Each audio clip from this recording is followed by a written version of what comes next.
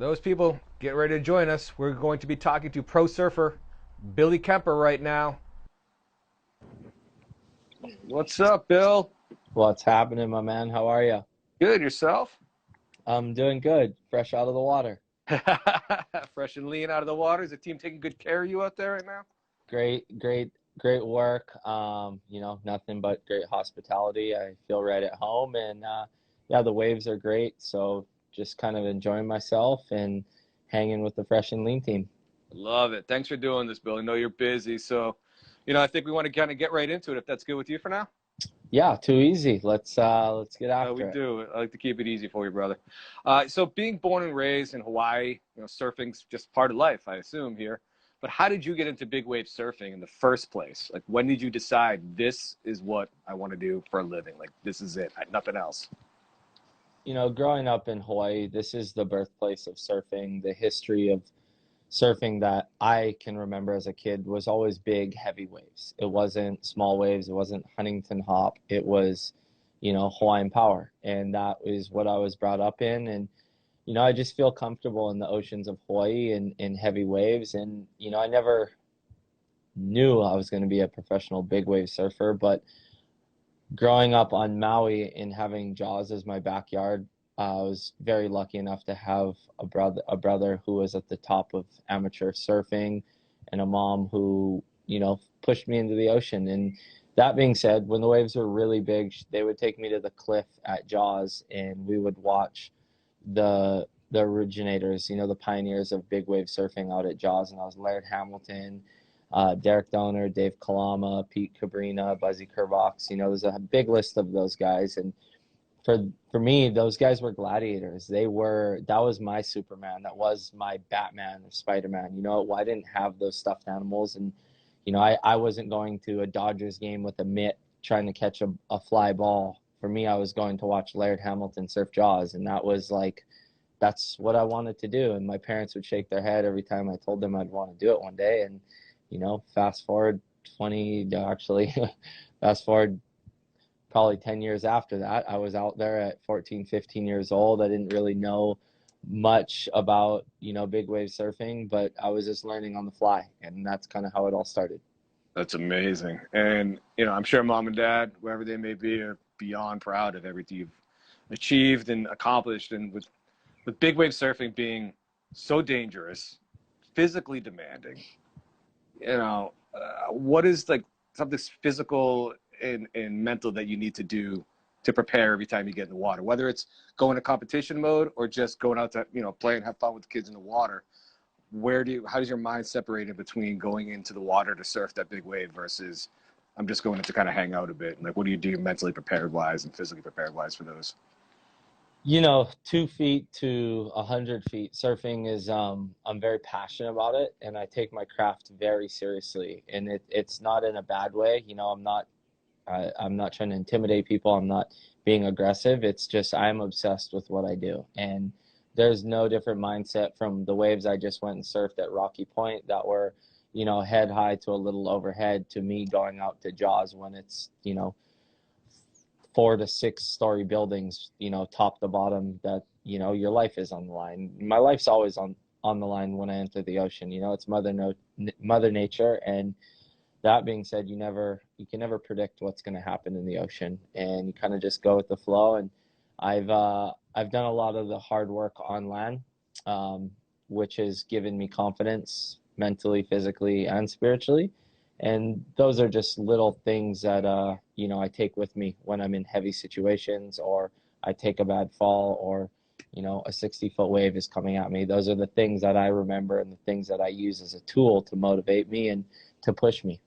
And when thinking about how unpredictable Mother Nature really is, I mean, hey, I'm a city guy. I'm a subway surfer at best. No idea what you do out there. And with the unpredictability of what Mother Nature does, how did your mindset evolve before and after that unfortunate injury in Morocco? Like, can you tell us what your rehab involved after the injury, a little bit about that story of that moment and your recovery process?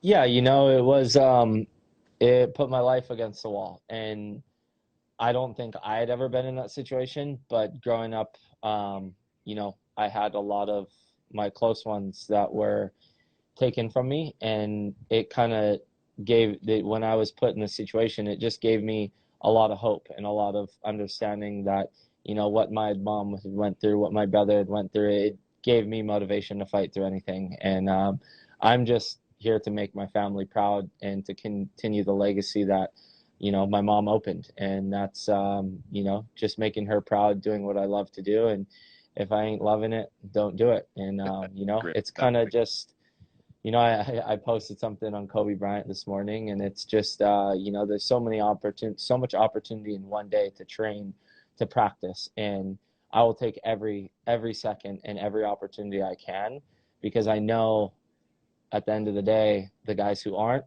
I'm so far ahead of them. And if I continue to do that, there's no time for them to catch up. And I'm really healthy. I'm happy. I'm in a great place with my family and with my career right now. And I'm just, I'm not worrying about anyone but myself. And that's kind of been the mentality. And it's been that way throughout the injury, throughout the road to recovery.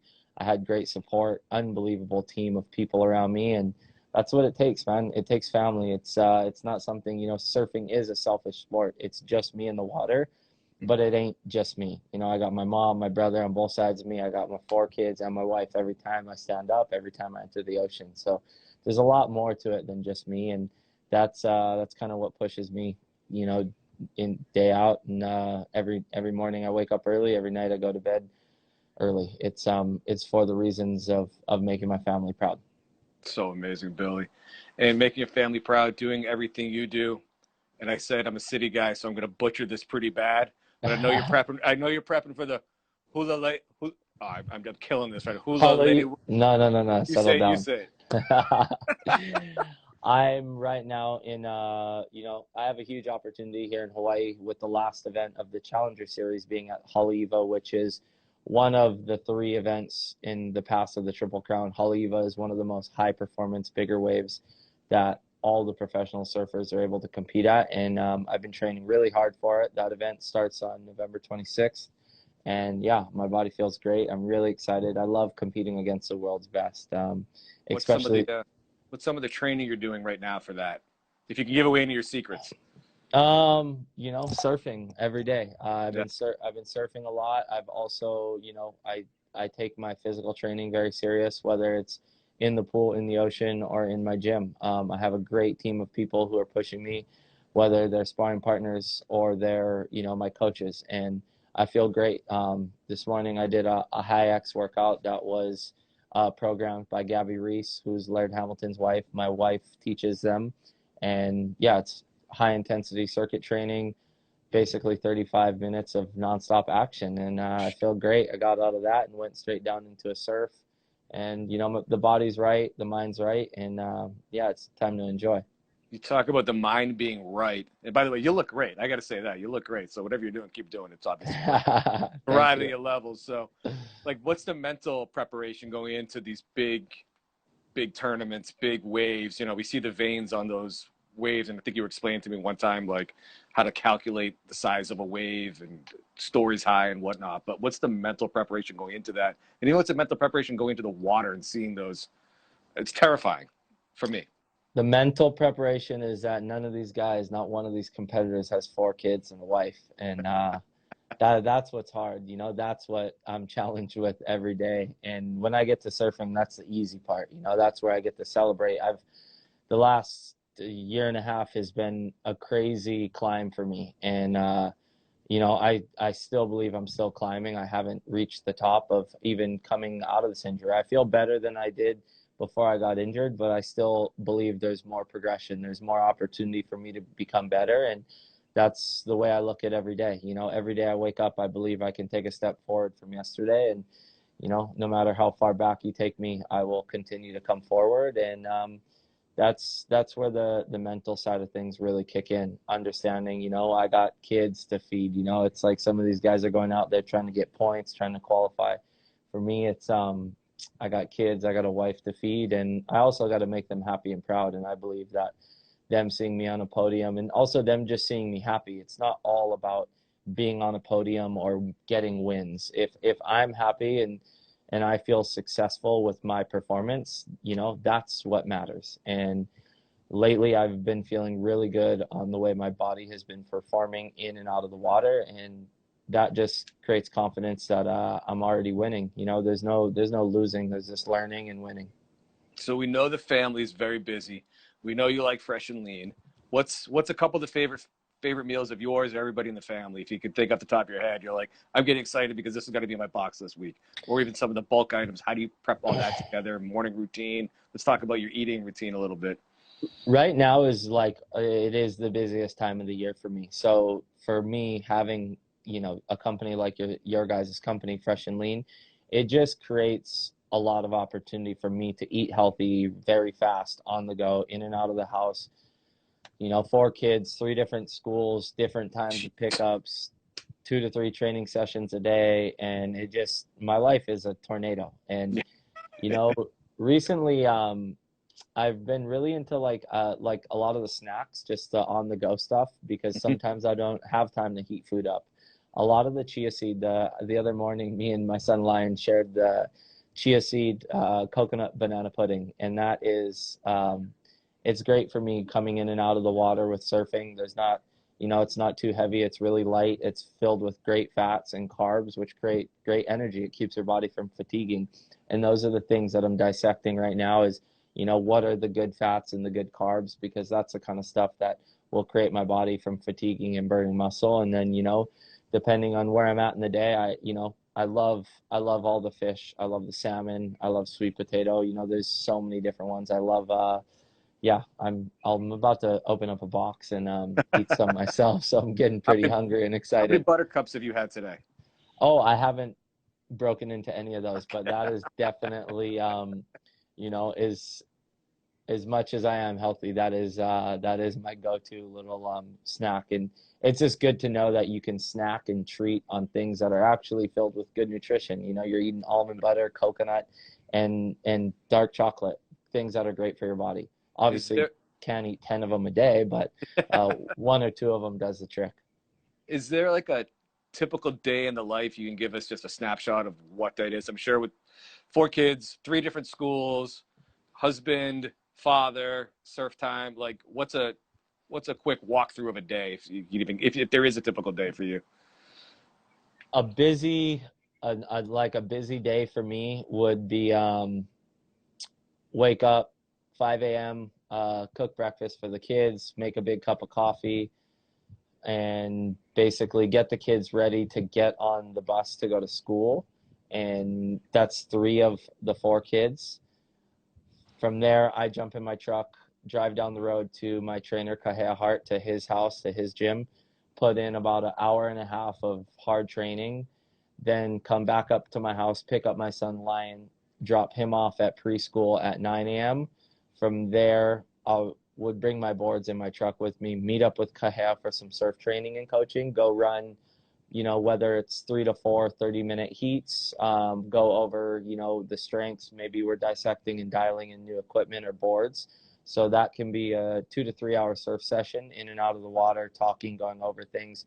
Come in, get some fresh and lean, fuel up, get the kids in from school, homework done, load them in the truck, load my boards, get the wife in, head down to the beach with the whole family. Depending on where we are, let them surf, and maybe, if it's too big for them, they're playing on the beach and I'll be surfing. Right now the focus is at Haleiwa, which is great. Even when it's big, it's great for the kids. They can play in the whitewash on the inside, which what we've been doing. Let them play. I'll surf for 2 to 3 hours, come back and finish up with, usually a boxing class with Nito Boxing or Skylar Close, one of the people who've helped me for me, boxing is not for fighting, it's for endurance, it's for cardio training. It helps me with my paddling, and it's also something that mentally just gives you confidence, where you get a great workout. And usually by that time we're looking at 5-6 p.m. From there we'll finish up. I'll make dinner for the family, get everyone fed. I will check out and jump into 3 to 4 rounds of sauna and ice to recover my body. Then I go in, eat my dinner, and the lights go off. Dude, I'm exhausted listening to all that. Like super dad, super surfer, super husband.